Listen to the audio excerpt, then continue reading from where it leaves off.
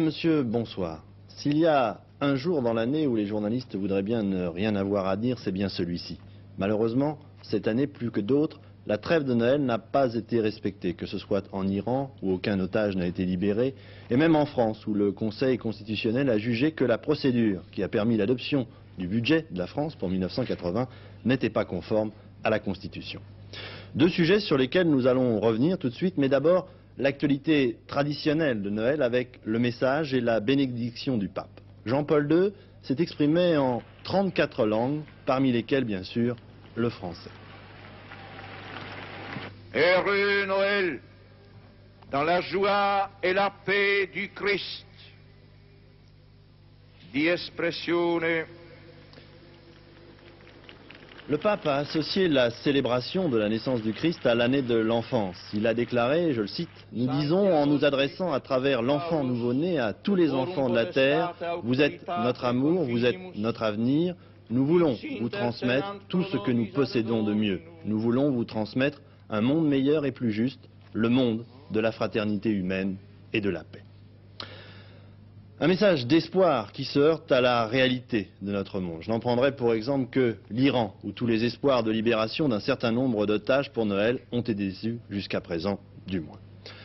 La situation en Iran qui peut se résumer en trois mots: confusion, incertitude et absence, au moins apparente, de pouvoir politique. En effet, les otages de l'ambassade américaine n'ont eu le droit en ce jour de Noël qu'à la consolation de voir qu'ils n'étaient pas oubliés de tous. Des milliers de lettres de citoyens américains leur ont été transmises et ils ont pu assister à un office religieux célébré par 4 représentants de l'Église catholique et protestante autorisés à pénétrer dans l'ambassade.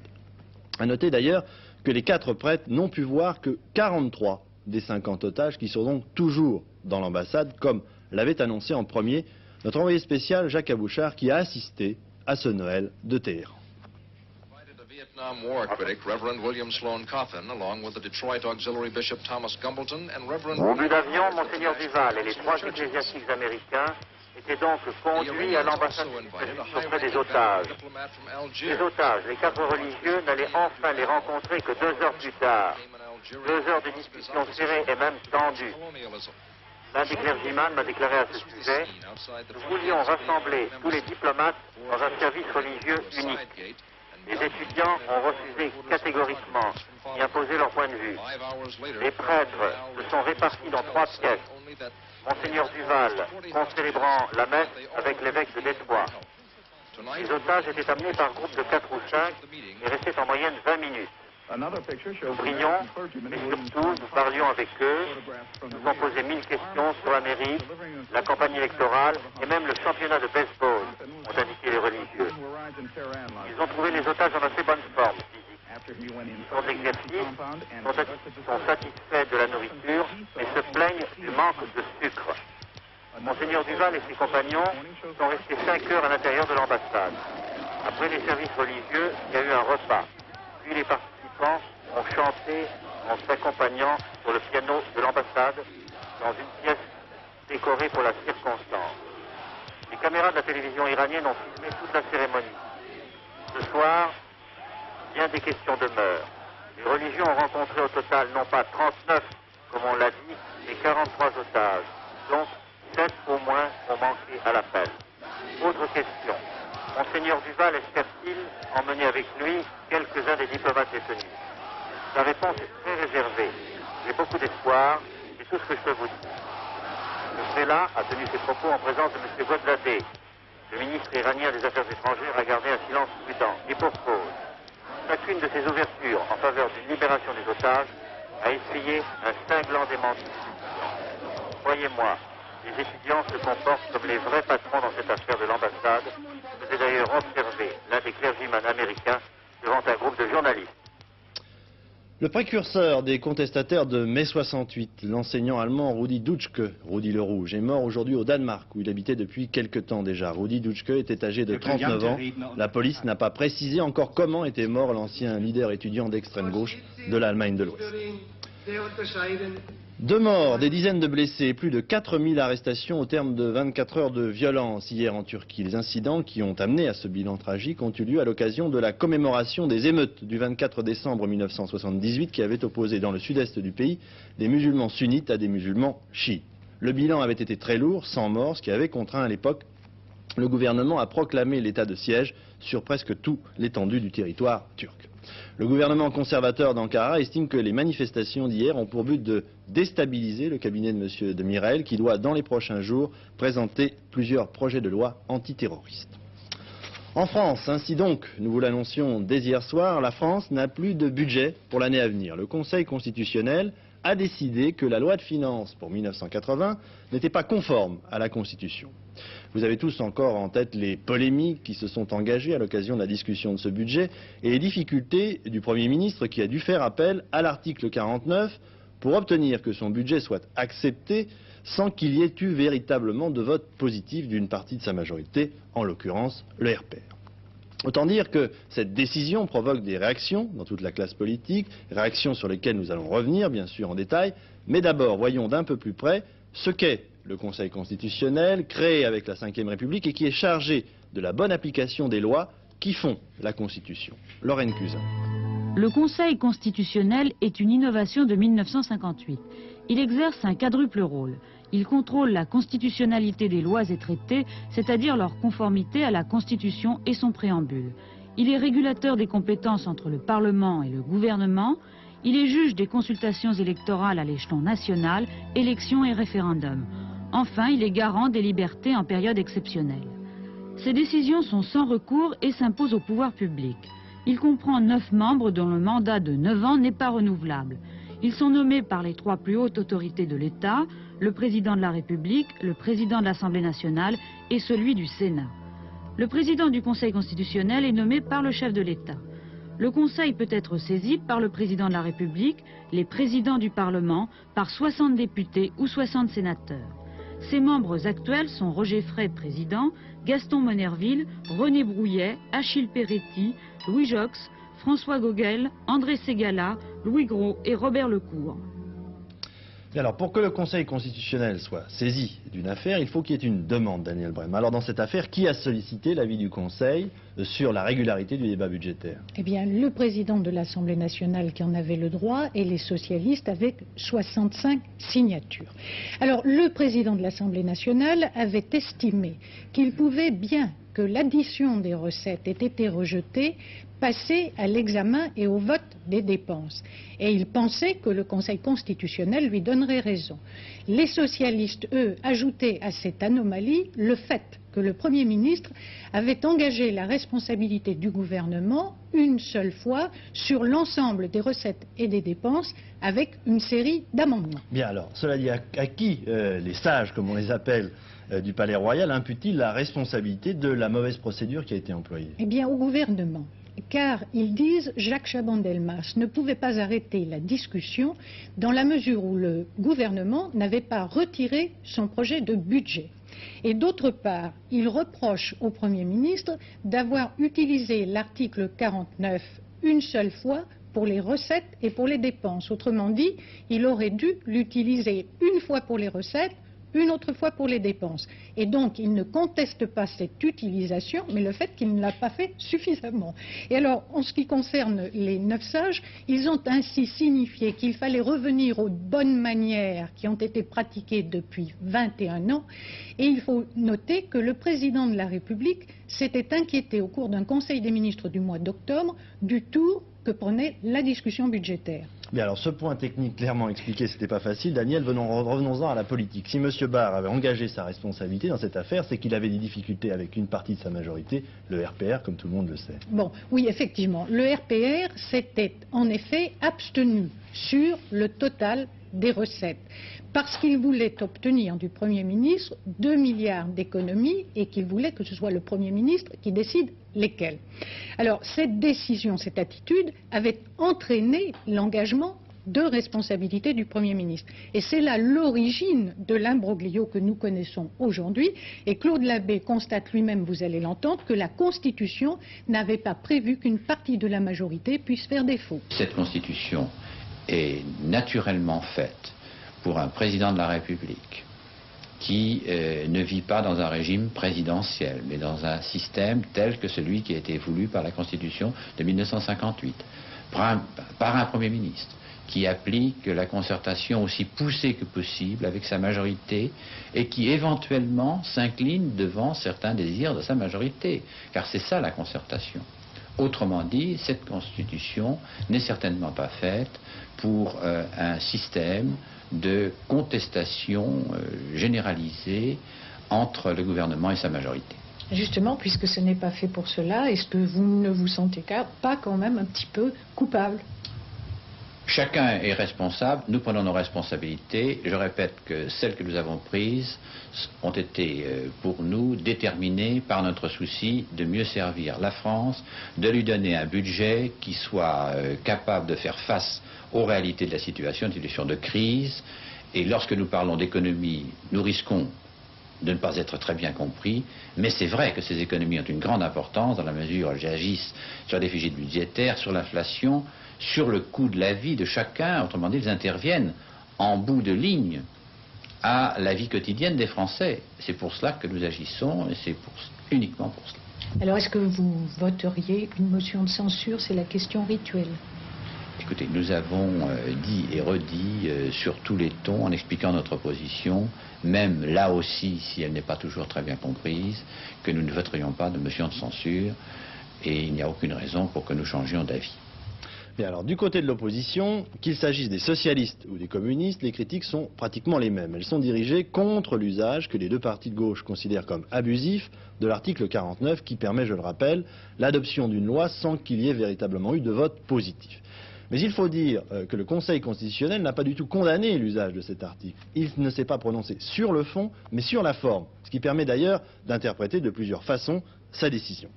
Alors au nom du Parti communiste, c'est d'abord M. Ducolonnet qui s'exprime, ensuite M. Pierre Jox du Parti socialiste. En utilisant l'article 49.3 de la Constitution à deux reprises sur le budget, le gouvernement a là encore voulu forcer l'Assemblée nationale. Le Conseil constitutionnel s'est prononcé maintenant, il faut rediscuter le budget, il convient en définitive à ce que ce budget soit modifié pour tenir compte de la volonté populaire qui a été à l'origine de ces difficultés gouvernementales à l'Assemblée, et il convient que dans le nouveau budget qui sera présenté à l'Assemblée nationale, on tienne compte de cette volonté et qu'en définitive le gouvernement n'utilise plus d'artifice constitutionnel ou d'artifice de procédure pour obtenir un vote. D'abord, nous sommes satisfaits que le Conseil constitutionnel ait donné raison au groupe socialiste. Ce n'est pas la première fois. Vous savez que dans le passé, nous avions déjà attaqué la loi sur les associations. Et le gouvernement avait dû reculer. Là, une nouvelle fois, le Conseil constitutionnel montre, je crois, son indépendance. Il donne raison au groupe socialiste qui avait dénoncé la violation de la Constitution et de la loi organique sur la loi de finances. C'est-à-dire, il est démontré, il est prouvé aux yeux de l'opinion que nous avions raison de dénoncer le gouvernement qui essaye d'utiliser des tours de passe-passe pour faire voter le budget. Alors, toutes ces motions de censure ont beaucoup intrigué, je crois, les Françaises et les Français. Là, c'est plus spectaculaire. Nous sommes quelques jours avant la fin de l'année. Et aujourd'hui, dans l'état actuel des choses, le gouvernement n'a pas le droit de lever l'impôt. Bien alors, en conclusion, Daniel Brem, c'est la première fois qu'un tel événement se produit dans le cours de la Ve République. Que va-t-il se passer? Eh bien, le président de la République reçoit demain à 16h le Premier ministre pour envisager toutes les possibilités.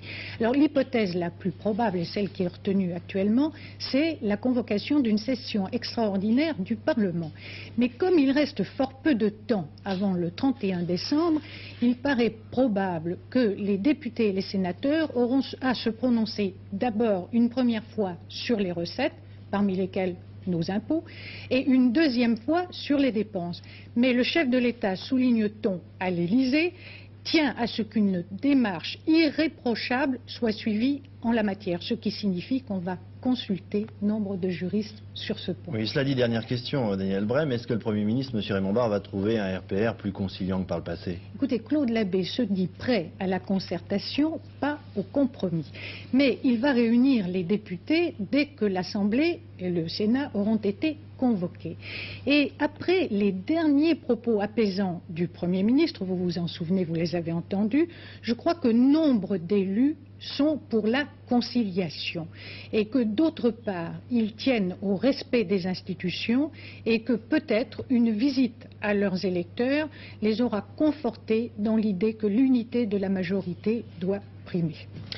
Merci. Le lancement de la fusée européenne Ariane est donc un succès complet, dont tout le monde se félicite en France, du président de la République au Parti communiste qui a envoyé un message de félicitations aux techniciens de la base de Kourou en Guyane. Cela dit, après l'exploit technique, voire même sportif de ce lancement, il faut maintenant analyser les conséquences économiques de cette réussite dans un secteur où, jusqu'à présent, il faut bien le dire, les Américains sont en situation de monopole dans le monde occidental. Georges Leclerc.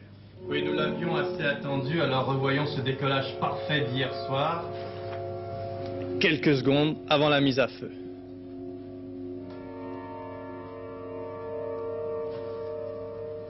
Petit détail technique, et c'est parti. Bon, alors la fusée n'a pas de passagers pour ce premier tir, sauf une capsule technique chargée de vérifier si Ariane a bien rempli sa mission. Cette capsule sera encore embarquée sur les 3 autres tirs d'essai prévus l'année prochaine. Le deuxième tir en mai ou juin 80 aura 2 autres passagers, des petits satellites, dont Oscar, un satellite pour les radioamateurs. Comme pour les autres tirs d'essai, le voyage est gratuit. À partir du 3e tir, les choses sérieuses vont commencer. On aura un vrai client, c'est ce satellite Météosat. Le premier, qui a été lancé en 1977, aura à l'époque 3 ans, sera près de la retraite. 4e tir, probablement à la fin de l'année 1980. Un satellite de télécommunication comme celui-ci, pas tout à fait le même, celui-là est pour le téléphone, on changera simplement les antennes, le même satellite restera, on mettra une antenne beaucoup plus grosse, et il fera la liaison pour les satellites, disons, de liaison entre les bateaux qui demandent une antenne beaucoup plus grosse. Alors, ça c'est pour l'année 80, les 4 tirs d'essai. À partir de 1980, il va falloir maintenant chercher des clients. Et voilà le premier d'entre eux, Intelsat 5, de l'Organisation mondiale des télécommunications, Intelsat.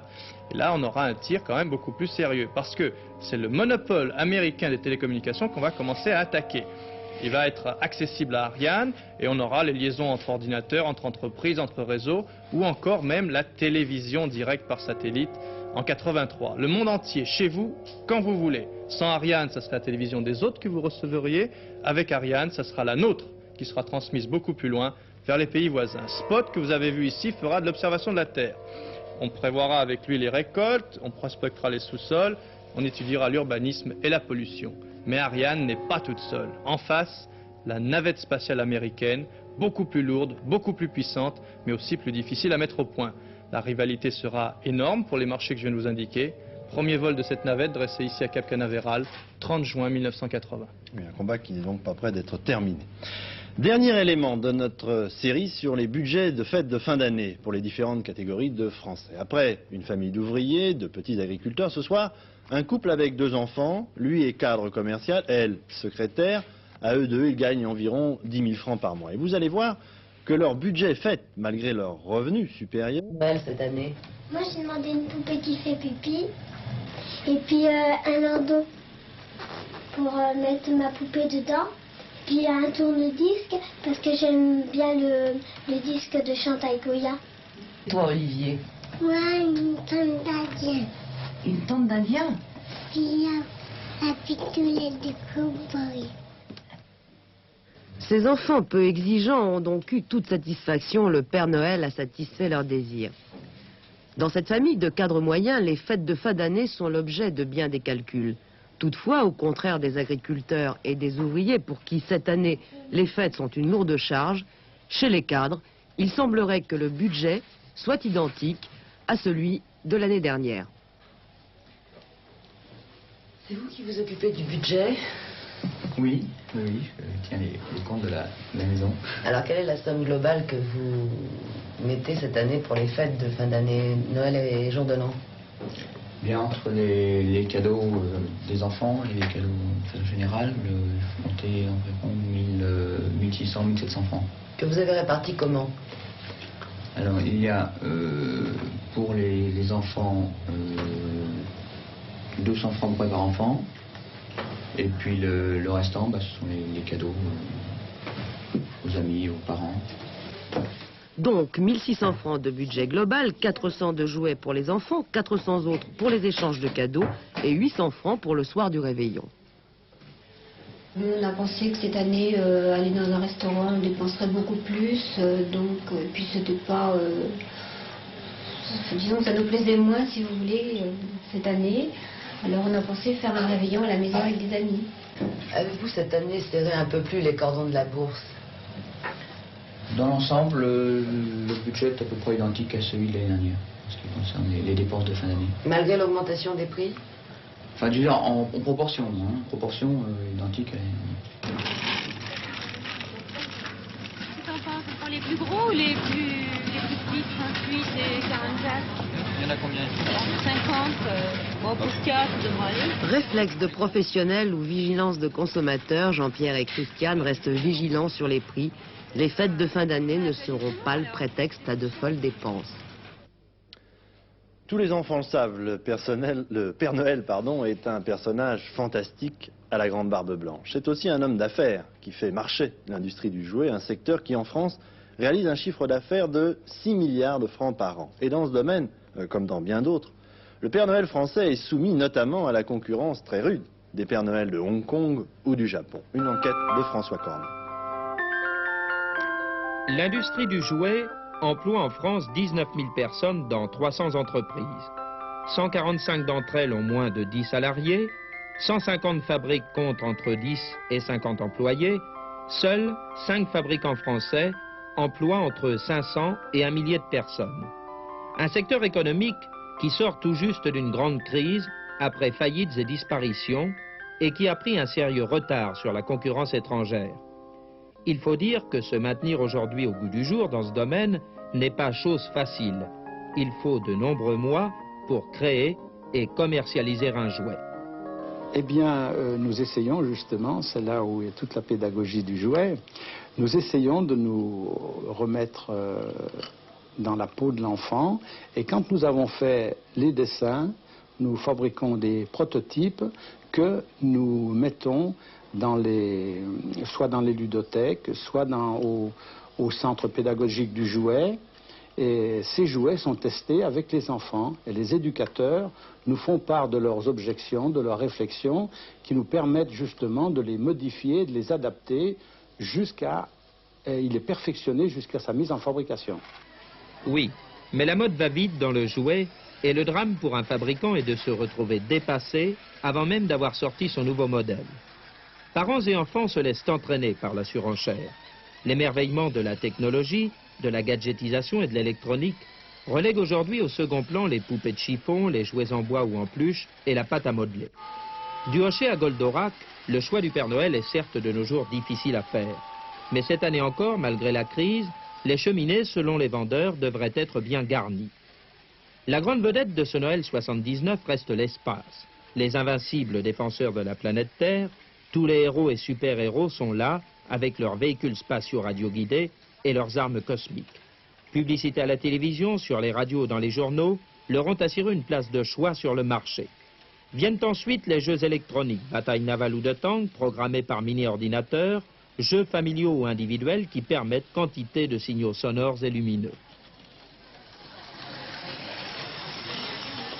Actuellement, la tendance du marché du jouet, qui est une tendance assez favorable, tout au moins dans notre secteur, est essentiellement le jouet électronique, qui est un courant très fort et très porteur. Avance, droite, stop, gauche, droite. Ces jouets modernes renvoient certes aujourd'hui les billes et la bobine de fil dans la préhistoire. Le besoin de jouer pour l'espèce humaine comme animale est selon les psychiatres fondamental, mais les goûts comme l'époque ont changé. Si les trains électriques ou les circuits auto se maintiennent, la vague n'est pas au rétro ni au romantisme. Et malheureusement pour les fabricants français, cet engouement les pénalise au profit de l'importation, car tous ces produits qui se vendent aujourd'hui le mieux sont de fabrication étrangère. Est-ce que la fabrication française, selon vous, qui vous est offerte en tant que détaillant à la vente, vous semble très en retard par rapport aux jouets étrangers? Oui, très nettement. Sur le plan très technique? nettement, parce qu'il non pas sur le plan esthétique, mais sur le plan de la recherche. On ne fait malheureusement aucune recherche de nouveautés en France. On n'a pas de service pour faire de la recherche alors que les étrangers font de la recherche. Manque de recherche, de créativité, de campagne publicitaire, faute de moyens, le chiffre d'affaires annuel des entreprises françaises, plutôt axé sur la fabrication de ces jouets traditionnels, poupées, panoplies, jeux de société, n'est pour l'Hexagone que de 2 milliards de francs, alors que le mouvement annuel du monde du jouet atteint chaque année en France un chiffre de près de 6 milliards. La France n'occupe que la 4e place dans le monde dans la fabrication des jouets, elle importe le double de ses exportations. À l'échelon du rayon jouet d'un grand magasin parisien, 150 à 200 francs étaient dépensés en moyenne par enfant en 1979. Le créneau du jouet est donc à conquérir pour les entreprises françaises, car l'enfant, objet de bien des débats, est devenu lui-même aujourd'hui objet de consommation. Certains l'ont compris depuis longtemps et en ont profité pour occuper la place vide. Au terme de cette année marquée par la violence aux 4 coins du monde, une région qui a longtemps servi de champ de bataille a enfin, elle, retrouvé la paix. En effet, depuis la conclusion des accords entre Israël et l'Égypte, le désert du Sinaï, débarrassé de ses chars et de ses canons, a retrouvé un calme propice à la méditation dans les différents monastères qui y sont installés. Un reportage de notre correspondant en Égypte, Pierre Serra. Le Sinaï, 40 000 km² de désert. Chacun de nous connaît cette péninsule, point de rencontre entre l'Asie et l'Afrique, au moins parce que ces 30 dernières années, elle fut l'enjeu des guerres entre Israël et l'Égypte et qu'elle est devenue le gage de la paix entre les deux pays. Aujourd'hui, on peut donc à nouveau se souvenir que c'est ici, au sommet du mont Sinaï, que Moïse a reçu des mains de Dieu les tables de la loi et que c'est donc ici que tout a commencé.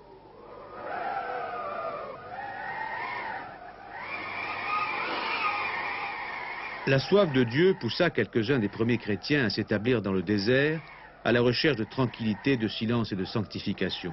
C'est ainsi que c'est en Égypte que fut inventée la vie monastique, contemplative, dont l'histoire se confond avec l'exploration du désert. Au pied du mont Sinaï se trouve le monastère de Sainte-Catherine, construit au VIe siècle sous Justinien. Le monastère a pu conserver toutes ses caractéristiques au fil des siècles, car de Mahomet au calife musulman et au sultan turc, en passant par Bonaparte, tous ont pris le monastère sous leur protection. Les premiers ermites se retrouvaient les jours saints autour du buisson ardent que l'on vénère toujours ici, et qui, selon la légende, n'a jamais pu être transplanté sans que ses pousses ne meurent.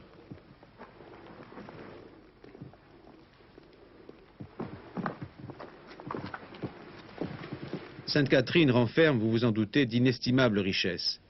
Sa bibliothèque est la 2e du monde après celle du Vatican pour la qualité et la rareté des documents conservés, des milliers dont les 2/3 sont en grec, et la plupart des manuscrits sont d'origine chrétienne. Dans l'église sont conservées les icônes qui constituent le trésor du monastère et que l'on découvre accrochées au mur des chapelles, jalousement gardées par les moines.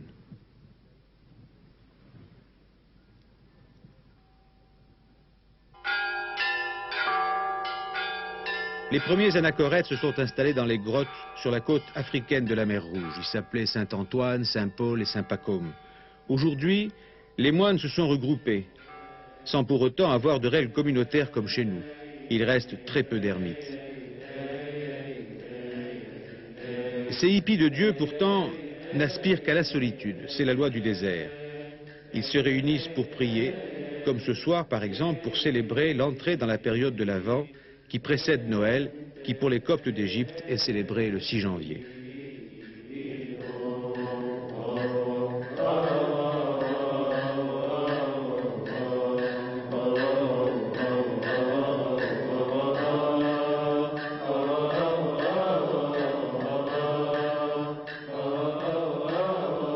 Chaque jour aussi, ils prennent un repas en commun pendant lequel on leur lit les Saintes Écritures. On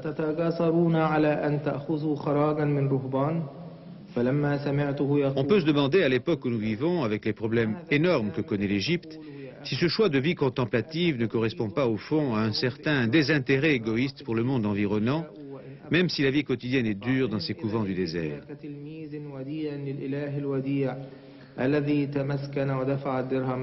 J'ai toujours été extrêmement frappé par le caractère religieux de tous les Égyptiens, qu'ils soient chrétiens ou qu'ils soient musulmans. Parce que l'historien Hérodote ne disait pas déjà longtemps avant le Christ, ou écrivait plutôt, que le peuple égyptien était le peuple le plus religieux du monde qu'il connaissait du moins.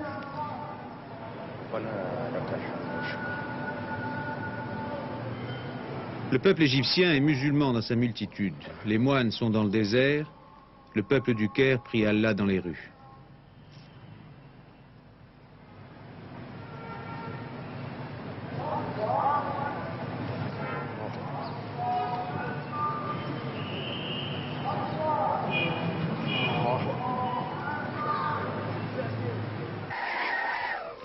Ce vent de fanatisme intégriste dont les excès même fascinent les déshérités de tout l'islam ne menace pas jusqu'à présent les moines du désert.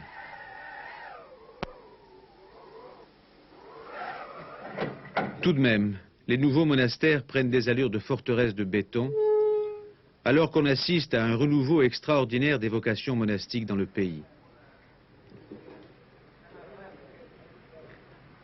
Beaucoup de jeunes, en effet, rejoignent les monastères du désert pour une vie de contemplation et de prière. Ils travaillent aussi beaucoup, ils construisent de nouveaux clochers, par exemple, comme celui-là, qui peuvent aussi servir de réservoir d'eau. Ici, dans le monastère de Saint-Macaire, à une centaine de kilomètres du Caire, 30 moines sur 80 sont ingénieurs. D'autres sont architectes, ou médecins, ou pharmaciens. Tous ou presque auraient pu avoir dans le monde une vie confortable. Ils ont choisi de se retirer pour prier dans le désert. Un désert qui est pour eux peut-être comme un immense sablier, qui leur permet sans doute, dans leur méditation constante, de mesurer ce qui constitue leur préoccupation de tous les instants, l'éternité. Revenons à quelque chose de beaucoup plus terre-à-terre pour terminer. Il y avait un tiercé aujourd'hui à Vincennes. Pour gagner, il fallait jouer le 11, le 13 et le 9 dans l'ordre. Les rapports s'inscrivent sur votre écran. 2067 francs 50 dans l'ordre et 413 francs 50 dans le désordre. De quoi tout de même passer un joyeux Noël. Et la météo rapidement. Demain, le temps sera pluvieux le matin sur la Corse et la Côte d'Azur, avec des éclaircies dans la journée. Sur le reste de la France, après des gelées nocturnes et des brouillards matinaux fréquemment givrants, le ciel se dégagera, mais les nuages deviendront plus nombreux le soir près des côtes atlantiques et des côtes de la Manche. Les températures maximales seront sans grand changement, 12 degrés environ dans le midi et sur le littoral atlantique, 3 à 8 degrés ailleurs. Voilà, dernier rendez-vous en fin de programme avec Pierre Alain. Et demain, 12h45, invité d'Antenne de Midi, le directeur général de la société Airbus, Monsieur Latière. Bonsoir, excellente soirée sur Antenne 2 et encore une fois, joyeux Noël.